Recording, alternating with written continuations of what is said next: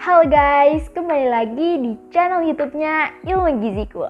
Kenalin, aku Zahra. Di video kali ini aku akan ngebawain konten yang menarik banget nih tentunya untuk dibahas, yaitu seputar ibu hamil dengan topik mengenai gangguan dan masalah gizi pada ibu hamil.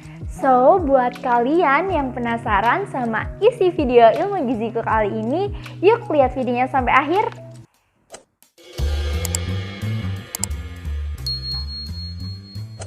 Oke nih teman-teman, kita akan membahas tentang gangguan dan masalah gizi pada ibu hamil. Yang pertama yaitu ada rasa mual dan muntah-muntah atau hipermesis gravidarium. Gangguan ini sudah tidak asing tentunya kita dengar teman-teman. Jadi biasanya pada beberapa minggu awal kehamilan sang ibu akan mengalami yang namanya penurunan nafsu makan, timbul rasa mual dan muntah, atau yang biasa kita sebut dengan sebutan morning sickness. Meskipun hal tersebut tidak selalu terjadi di pagi hari. Hal ini tentunya dapat dihindari dengan berbagai cara. Yang pertama ada mengonsumsi makanan yang bervariasi agar sang ibu masih memiliki selera makan. Yang kedua, pemberian makanan dapat dalam bentuk kering, porsi kecil, dan sering. Yang ketiga, ada cairan sebaiknya diberikan dalam bentuk terpisah agar sang ibu tidak memuntah.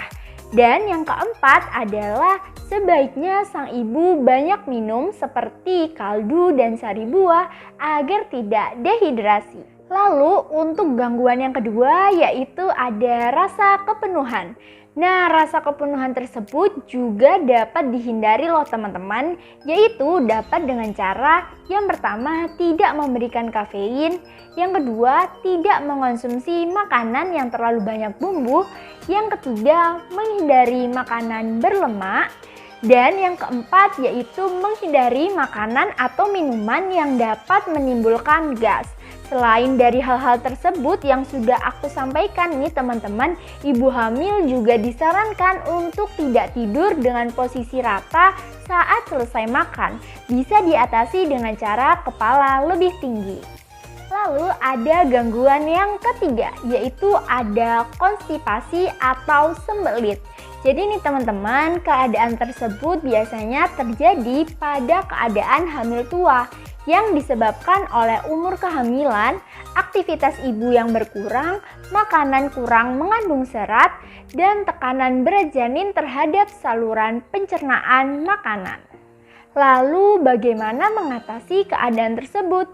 Jadi nih teman-teman, kita dapat mengatasi dengan beberapa cara. Seperti yang pertama, melakukan sedikit olahraga, misalnya senam ibu hamil. Yang kedua, bisa memperbanyak minum seperti sari buah dan makan makanan yang memiliki tinggi serat tentunya. Nah, sekarang kita masuk ke masalah yang keempat, yaitu ada kegemukan. Nah, hal ini terjadi biasanya setelah ibu hamil melewati masa mual, akan kembali lagi tuh yang namanya nafsu makan, bahkan bisa lebih besar dari sebelumnya. Maka dari itu dibutuhkan pembatasan kalori agar dapat mencegah terjadinya penimbunan lemak yang berlebihan, sehingga kondisi ibu bisa tetap bugar.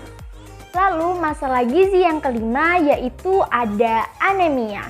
Seperti pada umumnya nih teman-teman, anemia pada ibu hamil juga disebabkan akibat kekurangan zat besi dan asam folat dalam makanan ibu. Lalu ciri-ciri ibu yang mengalami anemia itu seperti apa sih? Jadi ciri-cirinya yaitu bisa lemas, pusing, pucat, mata berkunang-kunang, berat badan ibu naiknya sedikit, dan kadar hemoglobin darah kurang dari 11 gram per sen. Nah teman-teman, ternyata anemia yang dialami oleh ibu hamil juga dapat berdampak loh pada lahirnya bayi dengan berat badan lahir bayi rendah.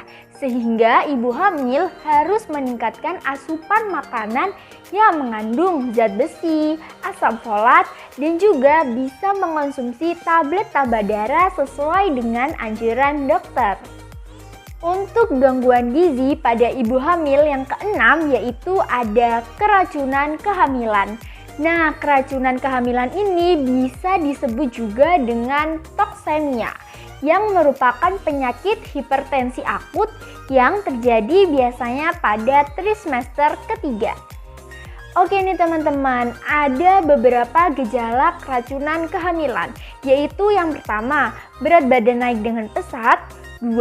Adanya edema, 3. Tekanan darah tinggi. Nah, keracunan kehamilan biasanya terjadi pada ibu yang kekurangan asupan protein.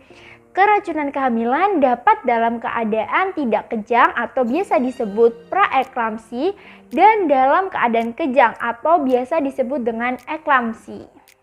Selanjutnya kita masuk ke masalah yang terakhir, yaitu masalah yang ketujuh adalah penyakit jantung dan kencing manis atau biasa disebut dengan diabetes gestasional. Penyakit-penyakit tersebut biasanya baru timbul nih pada saat kehamilan, sehingga bagi ibu-ibu hamil yang sudah mengalami penyakit-penyakit tersebut dianjurkan lebih berhati-hati.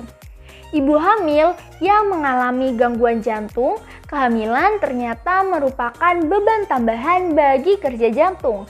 Hal tersebut menyebabkan pengawasan berat badan ternyata perlu diperhatikan. Lalu, apa sih yang dimaksud dengan diabetes gestasional? Jadi, diabetes gestasional adalah diabetes yang hanya terjadi pada saat kehamilan saja dan akan kembali normal nih setelah melahirkan. Cara mengatasi hal tersebut yaitu dapat dengan melakukan diet untuk mempertahankan kadar gula dalam darahnya selama kehamilan. Oke nih teman-teman, ternyata kita sudah membahas seluruh isi video kali ini. Gimana nih menurut teman-teman video ilmu giziku kali ini? Kalian boleh tulis di kolom komentar di bawah ya. So, segitu dulu video ilmu giziku kali ini. Bye!